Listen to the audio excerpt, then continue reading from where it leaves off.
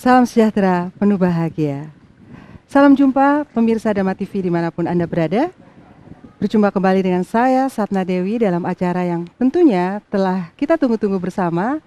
Karena di sini kita akan belajar dengan orang-orang yang luar biasa yang dapat kita timba ilmu dari mereka. Saya Satna Dewi, pada saat ini ditemani oleh seseorang yang luar biasa. Beliau adalah Asinku atau Bante Asinku Saladama. Beliau 10 tahun ini berada di Myanmar dan kita sangat berbangga hati beliau bisa hadir dalam acara Manage Your Mind kali ini. Dan sejak Februari beliau berada di Wihara Dhammadippa Arama untuk mengajar. Oke, nama budaya Bante. Baik Bante, kita sedikit berbincang-bincang. Dan tentunya pemirsa Dhamma TV ini akan banyak belajar, termasuk saya juga Bante, tentang tema pada saat ini adalah meditasi sebagai pengendalian diri. Ya, Bante tentu telah bertahun-tahun ya berlatih meditasi tentunya Bante. Apa sih sebenarnya pengertian dari pengendalian diri ini Bante? Iya, mungkin secara mendasar dahulu pengendalian diri. Kalau kita katakanlah melihat di kehidupan di masyarakat kita, katakanlah dimanapun juga kita berada, banyak yang dikatakan sebagai pengendalian diri. Kita harus memiliki pengendalian diri. Ya.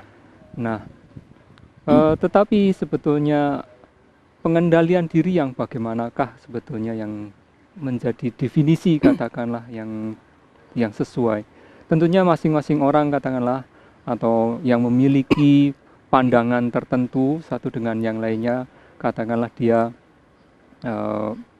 memiliki sedikit berbeda tentang yang dimaksud dengan pengendalian diri. Nah, di sini saya karena memiliki latar belakang katakanlah dari Buddhism, ya saya hanya bisa katakanlah memberikan gambaran kurang lebih yang dimaksudkan dengan pengendalian diri dari latar belakang ajaran Buddha. Ya. Nah, di ajaran Buddha pengendalian diri adalah kita membina sebetulnya. Sebenarnya kita membina diri kita agar pikiran kita menjadi tidak liar. Sehingga di dalam setiap tindak tanduk kita menjadi terkendali, teratur, menjadi seperti katalah terpelajar. Nah, pengendalian semacam ini adalah bagian dari apa yang diajarkan oleh Buddha kepada kita. Ya, jadi secara singkatnya adalah pengendalian diri adalah di pandangan Buddhisme adalah kita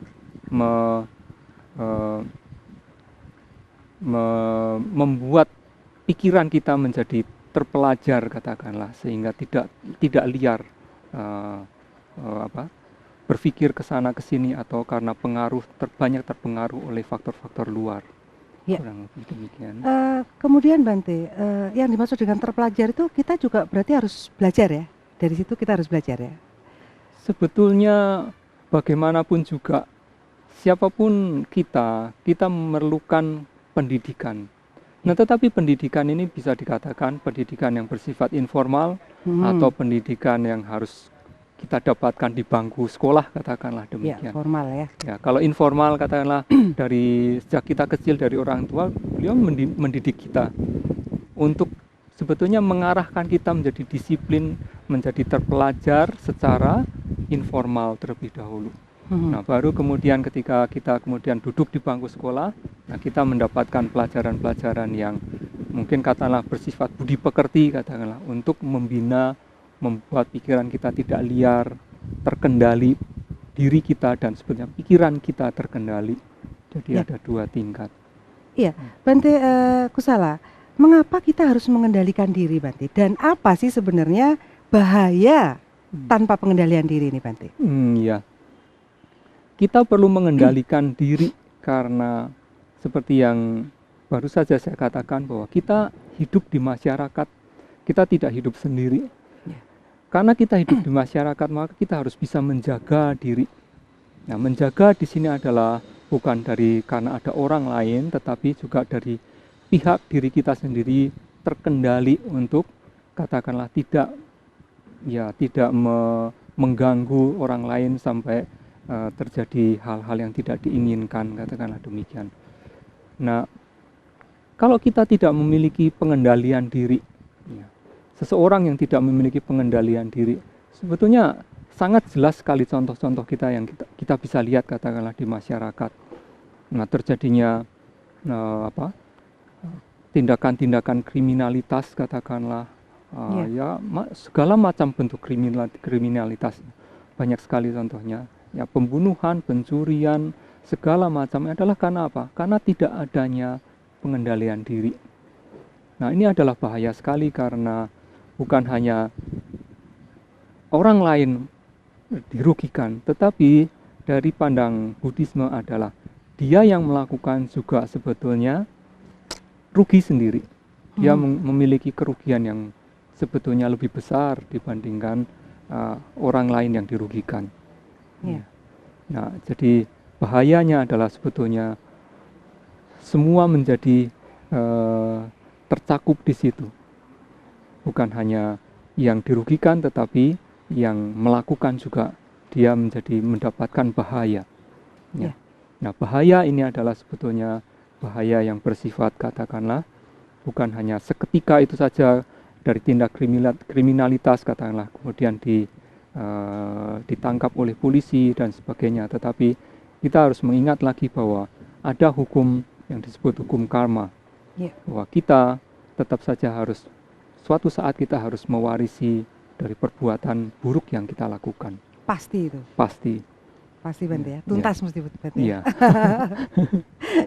Ya, baik. Di dalam Taram Buddhis tentunya ada Bante cara-cara yang baik untuk mengendalikan diri ini Bante. Iya.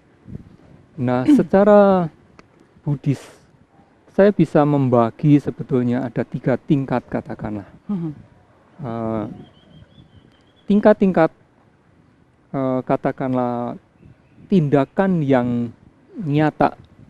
Ya, suatu misalnya katakanlah perbuatan-perbuatan buruk yang nyata seperti tadi saya katakan mencuri misalnya, atau misalnya mengatakan perbuatan yang tidak benar misalnya, atau bertindak asusila misalnya, minum minuman keras misalnya, semuanya adalah mengandung bahaya karena tidak adanya pengendalian diri. Nah, untuk tingkat pelanggaran semacam itu secara Buddhisme kita harus melakukan sesuatu, yaitu dengan kita menjalankan disebut sila. Sila adalah suatu peraturan kedisiplinan tentang moralitas. Ya, di situ kita menjalankan sebagai umat awam, maka dianjurkan untuk menjalankan ada 5 hal, yaitu tidak melakukan pembunuhan terhadap makhluk hidup, kemudian tidak mengambil barang yang tidak diberikan, ya, kemudian dia tidak melakukan tindakan yang tidak susila, kemudian dia tidak mengucapkan kata-kata yang tidak benar, bukan hanya berbohong, tidak benar itu juga termasuk berkata kasar, memfitnah segala macam termasuk di situ. Kemudian juga menghindari makanan dan minuman yang bisa membuat kita lemah kesadaran kita. Nah, itu satu tingkat di situ. Jadi untuk menghindari yang nyata, perbuatan-perbuatan kejahatan yang nyata yang biasa kita lihat adalah satu adalah sila. Yang kedua adalah dengan meditasi yang disebut meditasi ketenangan batin, atau di dalam istilah teknis Buddhisme adalah samatha bhavana, ya, tingkat meditasi ketenangan batin. Di dalam melakukan kalau kita ingin melakukan meditasi ketenangan batin, tentu harus ada suatu landasan dulu. Landasannya tidak lain adalah kedisiplinan atau sila yang barusan saya katakan. Itu sebagai dasar terlebih dahulu.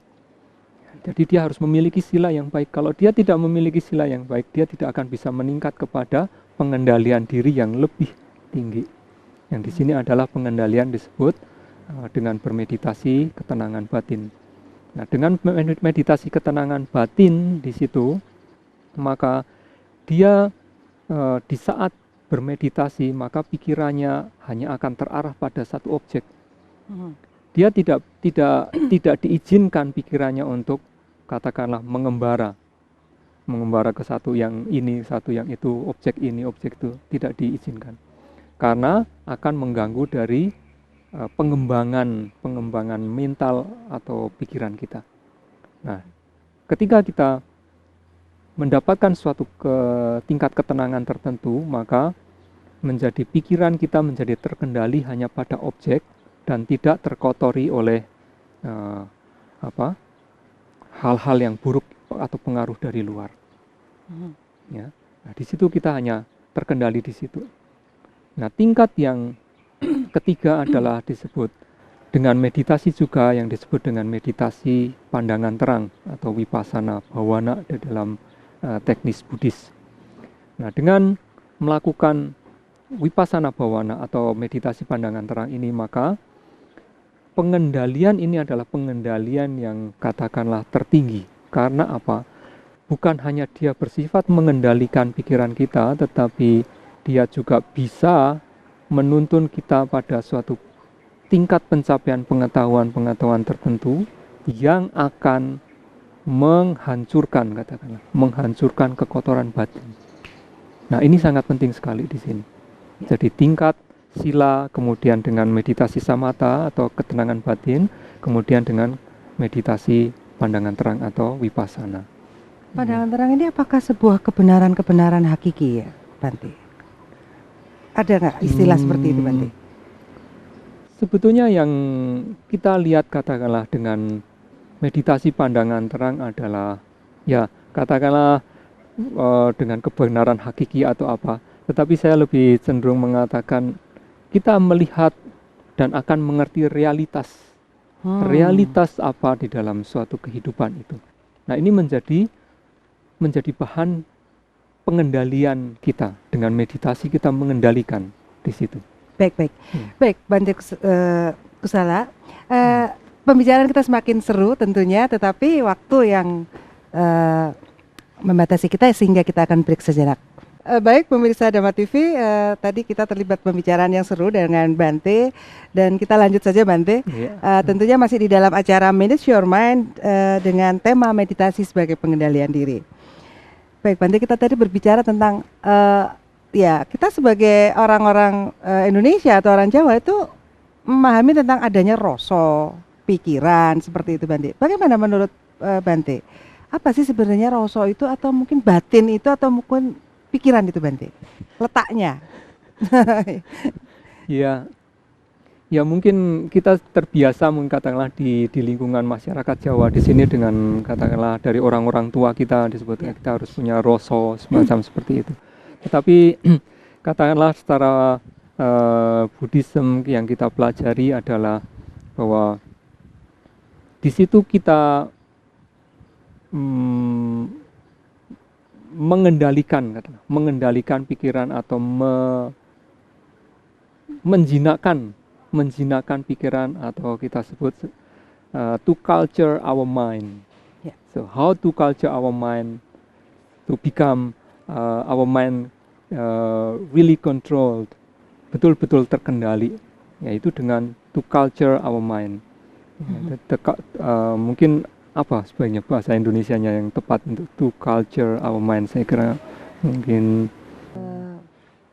untuk mental kita menjadi memiliki budaya semacam seperti itu. Mental yang berbudaya ya. Semacam begitu. Sikap mental yang berbudaya. Nah, itu yang menjadi sebetulnya sangat penting untuk mengendalikan diri kita. Nah, itu adalah semacam katakanlah semacam meditasi juga. Untuk bisa ke situ adalah kita memerlukan meditasi sehingga pikiran kita betul-betul menjadi cultured, terbudaya katakanlah demikian. Dia menjadi halus apa tidak Bante? Ciri-ciri khasnya tentunya Kalau kita pikiran kita menjadi terbudaya atau terkendali semacam itu, ya kita akan menjadi awas atau sadar, katakanlah ya. Dalam setiap tindakan kita menjadi sadar. Kita tidak terpengaruh atau tidak mudah, katakanlah ya. Karena kita masih berlatih ya. Tidak mudah terpengaruh oleh katakanlah oleh lingkungan dari luar, katakanlah demikian. Kita misalnya dalam tindakan tertentu kita menjadi harus marah, katakanlah, karena kita melatih itu, maka kita menjadi tidak ikut terbawa mudah marah gitu. Kita akan lebih terkendali. Karena apa? Karena kita telah melatih dengan meditasi. Tanpa pelatihan itu biasanya sangat sulit sekali. Ya. Nah, itulah. Jadi perlunya kita melatih meditasi sehingga kita bisa mengendalikan diri. Ya. Sejauh mana lingkungan berpengaruh dalam pengendalian diri? Kadang-kadang di dalam lingkup keluarga aja, Bante. Kadang-kadang ada beberapa emosi yang kadang tidak terkendali kan di dalam lingkup keluarga kita. Itu sejauh mana, Bante? Ya, memang itu yang saya juga lihat. Katakanlah secara mudah kita bandingkan. Kalau kita melihat, kita membaca buku-buku Tipitaka, katakanlah, itu adalah 2500 tahun yang lalu, ketika katakanlah masa Buddha masih hidup. Nah, di Tipitaka sebenarnya kita bisa melihat lingkungan sebetulnya juga. Nah, sekarang kita hidup di zaman sekarang. Di zaman dahulu, katakanlah, orang katakanlah lebih memiliki lebih pikiran atau diri yang lebih terkendali dibandingkan sekarang. Sehingga bagi mereka di zaman dahulu, mereka lebih mudah mengembangkan meditasi. Nah, tentunya bukan berarti tidak ada katakanlah perbuatan asusila, tidak ada, tidak. Semuanya ada. Tetap di sana juga ada. Sekarang juga ada. Hanya katakanlah frekuensinya katakanlah di waktu yang lampau tidak seburuk kondisi sekarang katakanlah. Berarti memang ini tantangannya lebih besar ya di zaman-zaman sekarang nih, Bante? Tentu saja. Karena apa? Karena lingkungan yang semakin berkembang, di mana katakanlah media-media yang kurang mendukung ke pengendalian diri. Nah, itu yang banyak menyebabkan. Adakah faktor lain yang berpengaruh dalam pengendalian diri, Bante? Faktor lain, saya kira faktor-faktor yang lain yang perlu dipertimbangkan atau yang akan mempengaruhi kita dalam pengendalian diri adalah orang-orang dekat kita juga sangat mempengaruhi. Katakanlah orang dekat kita, kalau kita bergaul misalnya dengan teman-teman kita misalnya yang terkendali, maka kita juga otomatis terkendali. Buddha mengatakan kalau kita tinggal di tempat tinggal yang sesuai, artinya di dalam lingkungan yang memang kondusif, mendukung untuk itu, maka kita akan otomatis ikut. Tapi kalau kita misalnya tinggal di lingkungan kaum pencuri misalnya, kita otomatis akan bisa mudah terbawa ke sana.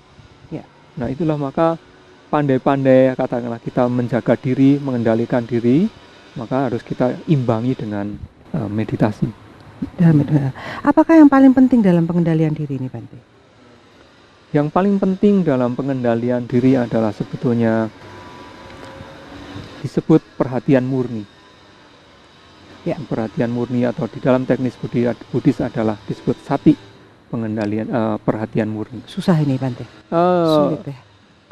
Sebetulnya perhatian murni adalah suatu hal yang sangat sederhana. Tetapi karena sangat sederhana, dia menjadi sulit. Ternyata yang sederhana itu sulit sekali ya, Bante. Iya. Apa pengendalian? Perhatian murni ya, Bante? Perhatian murni. Nah, perhatian murni ini adalah kita harus melatih, terutama pertama adalah harus dengan meditasi. Tanpa pelatihan itu ya akan sulit ya. Jadi kita perlu pertama adalah dengan pelatihan, yaitu dengan meditasi. Nah, ketika kita meditasi, kita memperhatikan objek. Nah, objek di situ adalah objek yang bersifat realitas. Nah, objek yang bersifat realitas. Tubuh badan manusia kita itu tidak realitas. Manusia itu adalah suatu konsep. Oh. barang-barang segala macam yang ada di sekeliling kita itu adalah konsep. Kita hidup adalah hidup di dalam konsep. Maka kita harus bisa sekarang melihat yang disebut realitas. Nah, realitas ini ada yang disebut, satu adalah kesadaran. Kesadaran adalah realitas. Kemudian adalah faktor-faktor dari kesadaran itu atau faktor-faktor mental.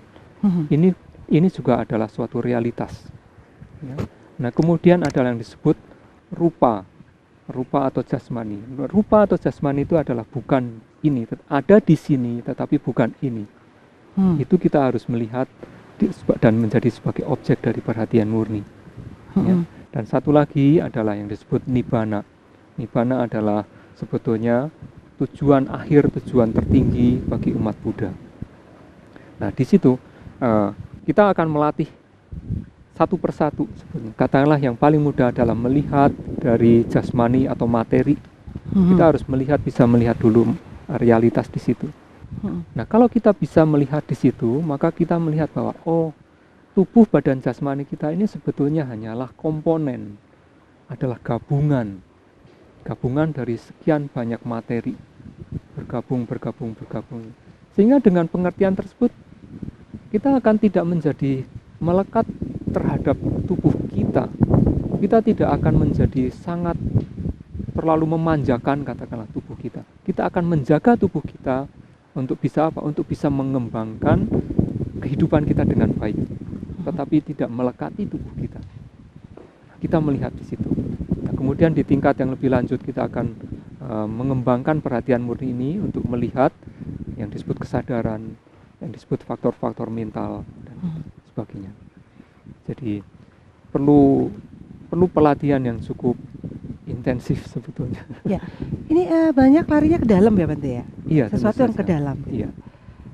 Bagaimana kaitannya dengan kehidupan duniawi, Bante? Ya. Apakah kita harus mencukupi kehidupan duniawi? Bagaimana? Ya. Standarnya itu bagaimana untuk cukup dalam artian duniawi ini, Bante? Ya, tentu saja ini sangat berbeda.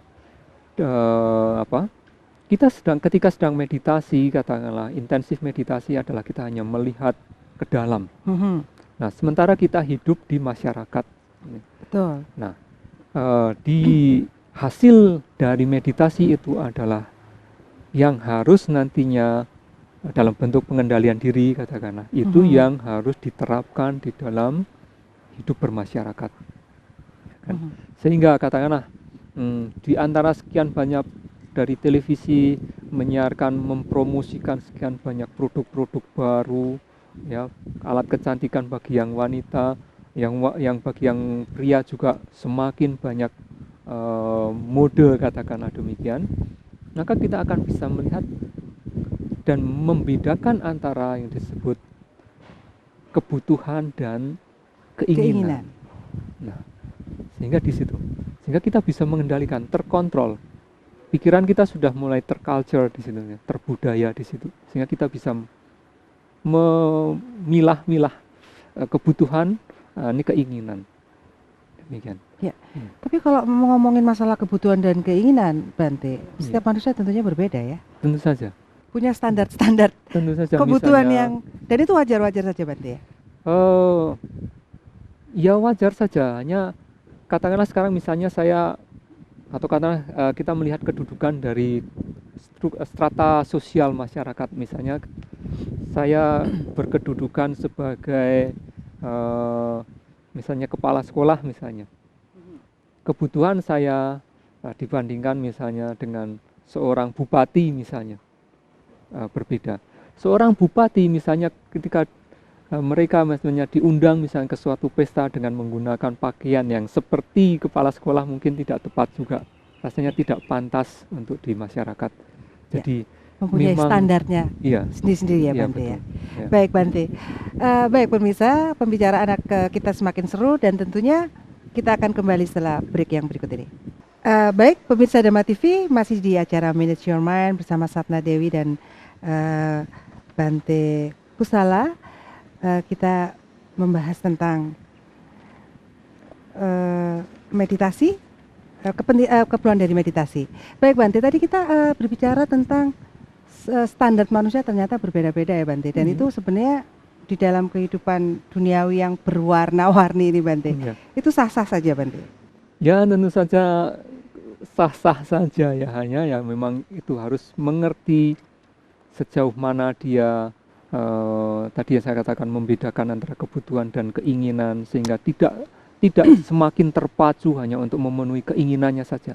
Kalau dia bisa mengerti kebutuhannya maka dia bisa lebih terkendali di Ya. situ. Tentunya ada ciri-ciri dong Bante dari manusia-manusia atau orang yang bisa mengendalikan diri ini Bante. Ya manusia yang bisa katakanlah mengendalikan diri katakanlah dengan sempurna adalah ya kita bisa melihat dari figur Buddha itu sendiri atau katakanlah orang-orang yang telah mencapai tingkat-tingkat kesucian. Nah tetapi di dalam masyarakat sekarang katakanlah untuk bisa melihat seorang orang suci semacam itu katakanlah menjadi sulit, semakin sulit ya. Nah tetapi kita bisa mengatakan bahwa seseorang yang memiliki pengendalian diri yang baik katakanlah dia katakanlah lebih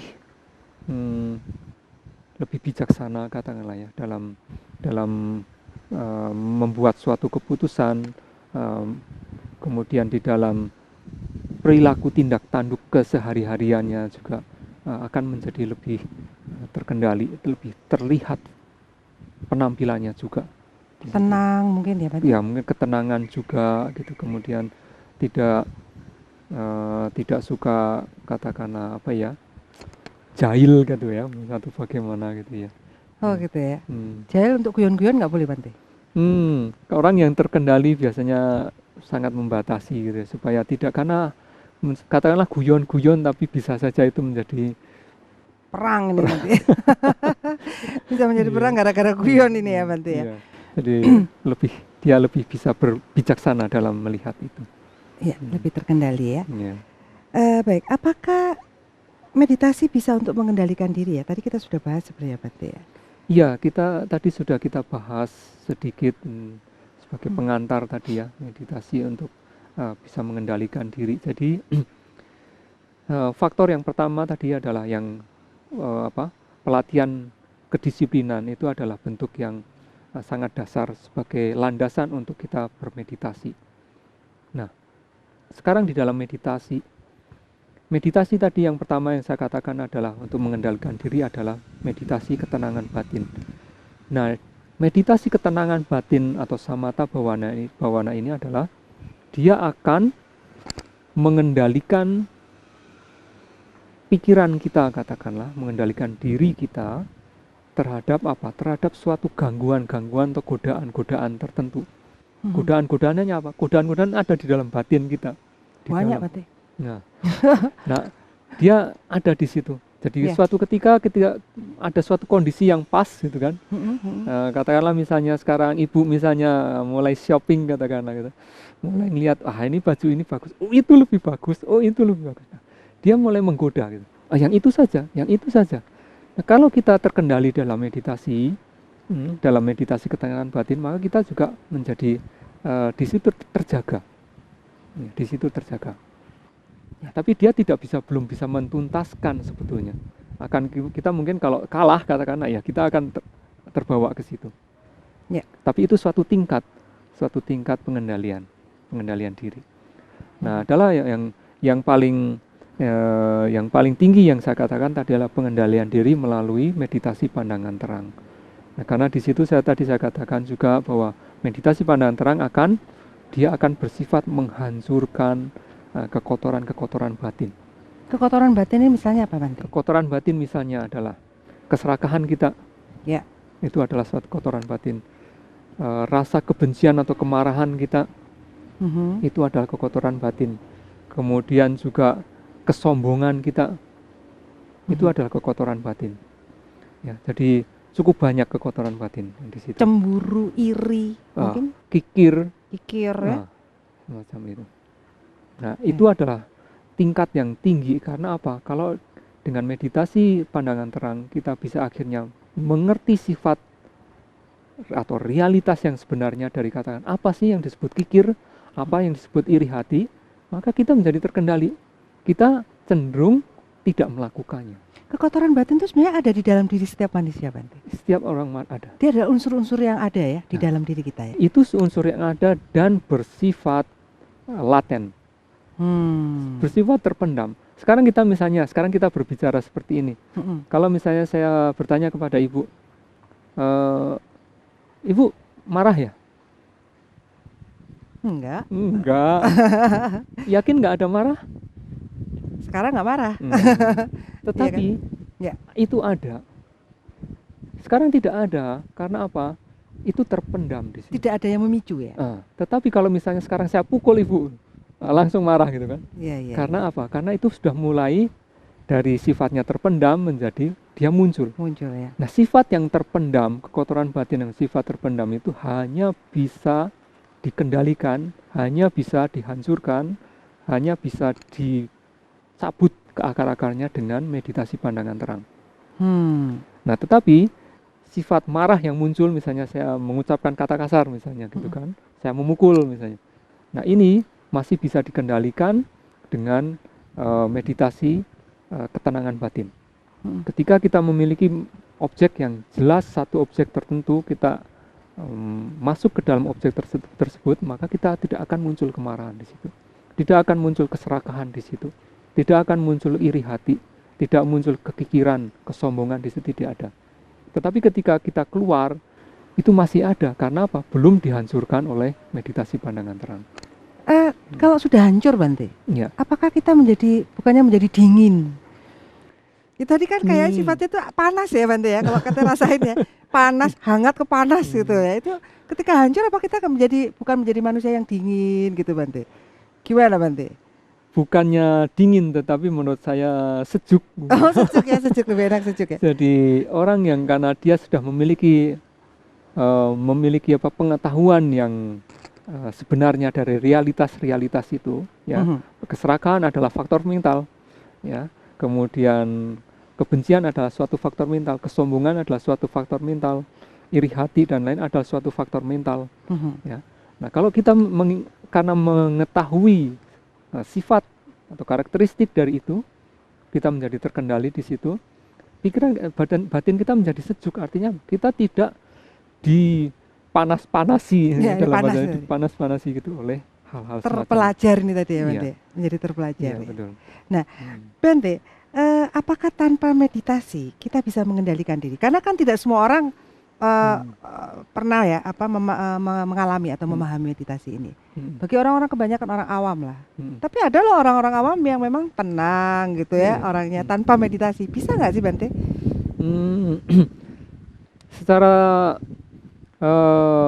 teknis katakanlah saya mengatakan tidak bisa. Tetapi yang harus kita ketahui bahwa kita lahir sebagai manusia adalah kita juga lahir karena apa? Karena perbuatan atau karma kita di masa yang lampau. Atau lebih tepatnya adalah kita memiliki yang disebut suatu tingkat kesempurnaan atau paramita. Paramita saya dengan paramita ibu berbeda. Nah, sehingga di dalam hidup dalam sehari-hari, misalnya sama-sama kita tidak bermeditasi nih, tidak tahu meditasi katakanlah, nol katanya. Tetapi misalnya saya lebih tenang dibandingkan ibu. Karena apa? Ada suatu faktor paramita di masa kehidupan yang lampau yang menyebabkan kita menjadi lebih tenang dibandingkan yang lain. Sementara orang yang lain ada sangat tidak terkendali, bergejolak terus ya, Bante ya. Nah, semacam itu. Nah, itu satu faktor. Faktor yang kedua adalah mereka yang tidak bermeditasi atau tidak mau bermeditasi atau tidak mengenal bermeditasi adalah kalau dia masih memiliki tingkat kedisiplinan atau moralitas itu, maka dia akan terkendali dalam bentuk apa ya? Dia menghindari pembunuhan, dia menghindari mengambil barang yang tidak diberikan, dia menghindari perbuatan asusila, dia menghindari perkataan-perkataan yang tidak benar dengan latihan moralitas tersebut. Ya, jadi katakanlah ya bisa, tapi juga ya tidak bisa juga dalam tingkat tertentu gitu ya. Tingkatannya yang berbeda. Ya, Sepertinya moralitasnya adalah dasar dari setiap agama ya Bante. Betul. Semua Iya. agama memang mengajarkan Mengajarkan. tentang moralitas. Kemudian saya melihat bahwa meditasi ini memang di Buddhis ya, yang secara teknis memang didalami ya Bante. Iya, betul. Sekarang bagi orang yang beragama berbeda mungkin Bante, apakah kita bisa berlatih meditasi ini Bante? Secara yang sederhana saja Bante. Apa sih? Bagaimana sih meditasi yang sederhana itu? Untuk ketenangan ya, ketenangan batin. Ya, secara mudah pada umumnya kalau kita mempelajari meditasi yang awal sekali katakanlah, kita mempelajari meditasi dengan misalnya keluar masuk nafas ini.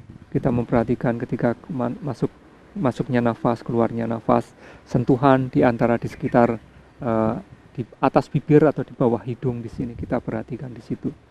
Atau kita bisa berlatih dengan pengembangan cinta kasih. Kita merenungkan cinta kasih kebahagiaan terhadap misalnya orang tua saya, teman saya, sehingga akhirnya kepada seluruh makhluk yang ada di dunia ini. Nah, itu juga akan membawa. Ya, sebentar berarti saya akan membahas tentang cinta kasih nih, cinta-cinta ini. Tetapi pemirsa, kita akan kembali setelah berikut ini.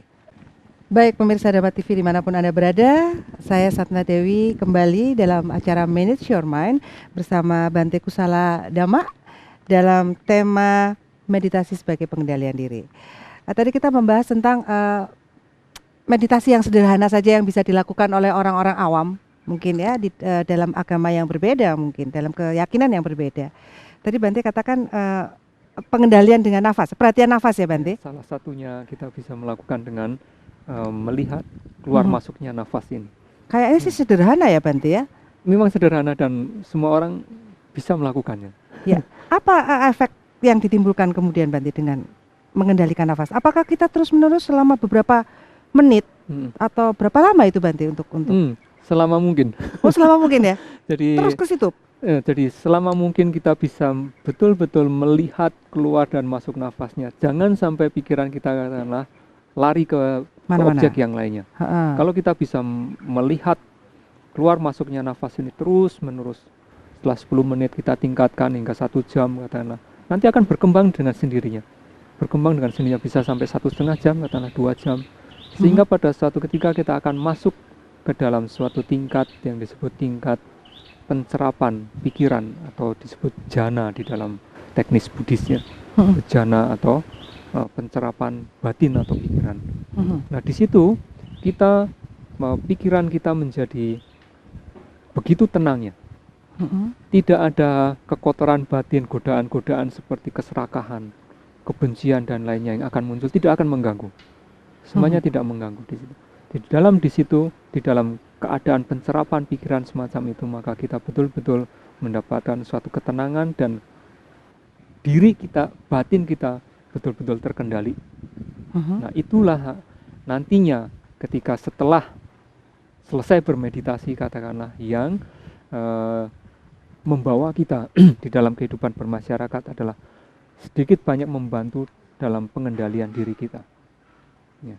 Ya, kalau di Jawa ada yang gak ojo gumun, gak heranan, apa gitu ya Bante, atau sak madyo, semuanya menjadi sewajar-wajarnya saja. Apa itu salah satu akibat dari sebab bermeditasi Bante? Bisa dikatakan demikian juga ya, di dalam suatu taraf tertentu adalah dia menjadi karena pikirannya tenang. Ya, karena ketenangan pikirannya itu, maka dia bisa menimbang. Ya, tadi yang saya katakan, dia menjadi lebih bijaksana. Dia lebih bijaksana dalam menyikapi kehidupan ini. Bagaimana menghadapi teman, bagaimana mencukupi kehidupannya. Nah, itu. Mungkin saya membayangkan ketika kita tenang, kita menjadi lebih jitu, lebih titis gitu, lebih jitu kalau bertujuan sesuatu gitu Bante. Mungkin seperti itu Bante. Kalau di dalam pekerjaan lah ya, di dalam pekerjaan kita. Kadang-kadang kan kita harus mengerjakan sesuatu. Kalau itu kita dengan tenang, dia lebih tepat, lebih. Iya, tentu saja. Karena seperti itu ya. Kalau kita misalnya melakukan pekerjaan tertentu gitu, kalau pikiran kita sangat gelisah katakanlah, terlalu banyak godaan, harus pikir sana pikir sini, gelisah ya, tidak akan kita bisa membuat keputusan dengan baik. Dengan cepat, dengan baik cepat, ya. Dengan baik juga. Berarti kondisi ini menjadikan sebenarnya kita menjadi lebih efisien, Iya. lebih efektif, lebih tepat sasaran Iya, dalam kondisi tenang ini Bante ya. betul. Ini Iya, sesuatu yang harus kita pelajari bersama ini. tentu saja. Iya. Tidak menjadi boros secara Iya. energi juga. Iya. Dan itu bukan hanya untuk yang, karena saya mengatakan saya Buddhis, bukan hanya Buddhis, tapi masyarakat juga seharusnya mengerti makna dari meditasi ini sehingga mau berlatih. Ya. Karena kita melihat bahwa dengan meditasi ini dia memberikan suatu manfaat yang besar dalam pengendalian diri, di Ya. dalam kehidupannya, di dalam menyikapi di dalam masyarakat segala macam. Ya. Tadi saya juga mendengar tentang meditasi cinta kasih nih Bante. Iya. Ini bagaimana Bante? Ya, meditasi cinta kasih adalah kita menginginkan sebetulnya secara garis besar adalah kita menginginkan kebahagiaan dari semua makhluk. Ya. Bukan hanya diri kita sendiri tetapi juga semua makhluk. Nah, Mhm. untuk kita bisa memberikan kebahagiaan kepada semua makhluk, maka kita juga harus memiliki kebahagiaan diri sendiri dulu. Tanpa kita tidak memiliki cinta kasih terhadap diri kita sendiri, kita tidak akan bisa membagikan Kepada yang lain, ya. kepada yang lain. Apa itu bahagia Bante? Nah, kan kita harus apa itu bahagia kan banyak loh Bante yang macam-macam loh bahagianya. Aku bahagia kalau punya mobil Ferrari gitu misalnya. Ya Iya. bahagia ini apa sih sebenarnya? Nah, bahagia di sini adalah lebih cenderung adalah bahagia secara spiritual tentunya. Ya. Nah, masuk lagi ke dalam spiritual kita. Nah, bahagia spiritual berbeda dengan bahagia secara materi. Ya, memang kalau katakanlah kita memiliki materi ini ya kita bahagia gitu. Tetapi bahagia spiritual adalah dia lebih powerful. Karena apa? Dia bisa menjaga di saat katakanlah kita meskipun kita tidak memiliki apa-apa pun kita akan terjaga. Karena apa? Kita memiliki sifat bahagia secara spiritual. Kita puas dengan katakanlah apa yang kita miliki di situ. Menjadi lebih sederhana mungkin Bante. Lebih sederhana tetapi bukan berarti kemudian ya sudahlah apa adanya, bukan begitu, bukan berarti itu, tapi dia tetap berusaha.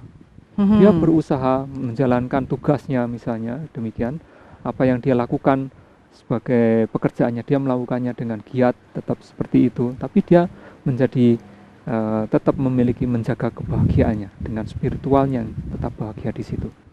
Nah, setelah dia memiliki kebahagiaan di situ, maka dia akan menjadi lebih mudah ketika apa?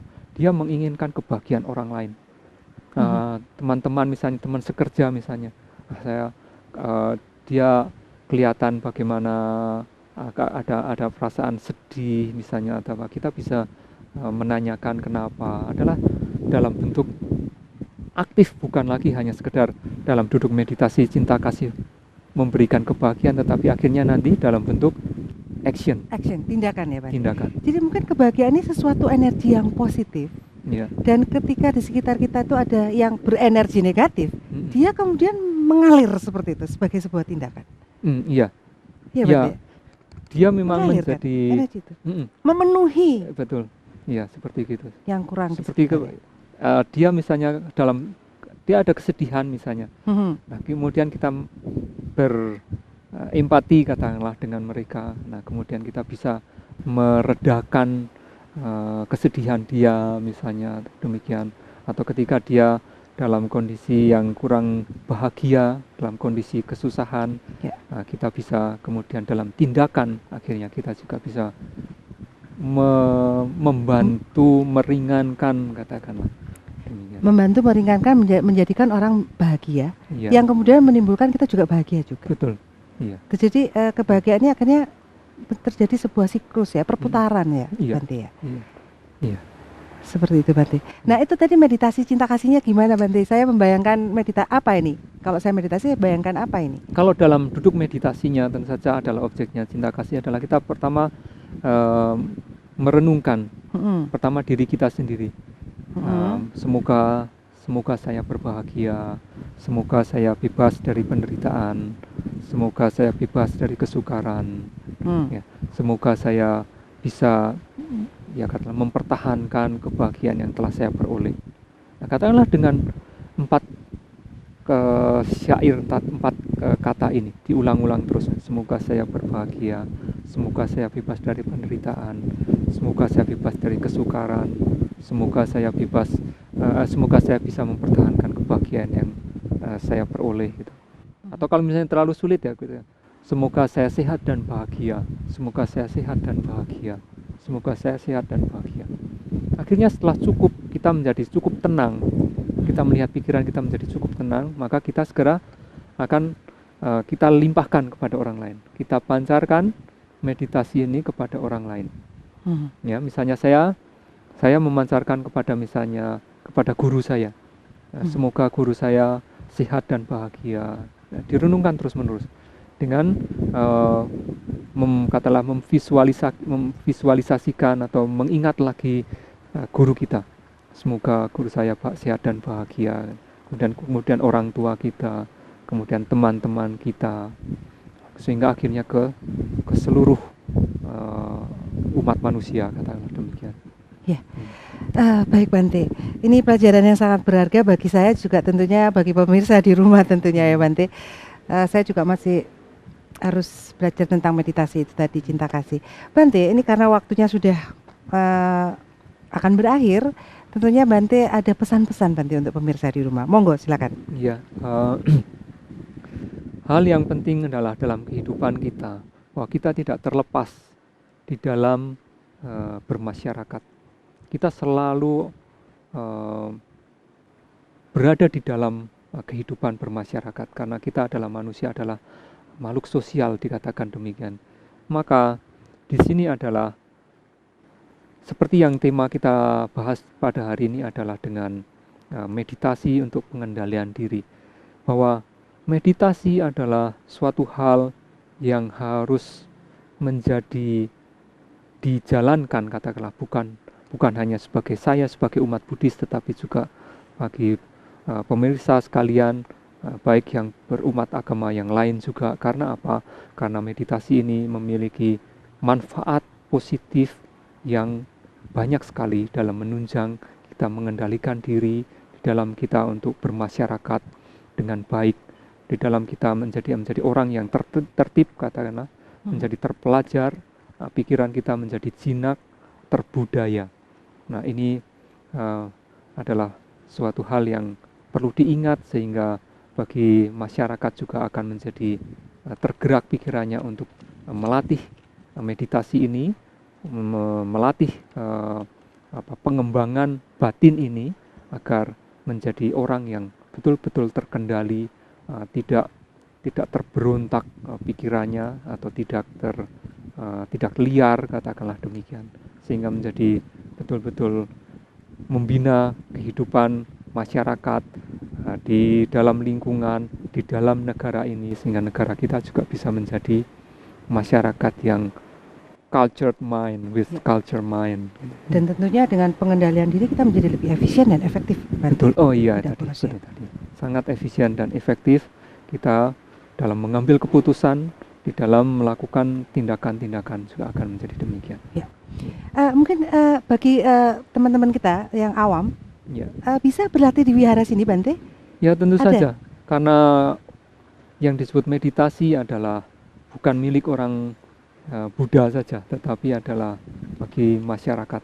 Jadi kita harus bisa membedakan meditasi adalah sebagai teknik untuk bisa mengendalikan diri, bebas dari katakanlah sekte-sekte terkotak-kotaknya masyarakat. Ya, pokoknya intinya pengendalian diri ya, di meditasi. Baik Bante, terima kasih atas rawuhnya pada saat ini. Baik pemirsa Dhamma TV, tentunya kita telah belajar banyak di bahasan yang luar biasa pada saat ini. Tentunya kata kunci kita adalah mind is not everything, but everything is from mind. So, manage your mind. Terima kasih, sampai jumpa. Sabe Sata Bawatu Sukitata. Semoga semua makhluk hidup berbahagia.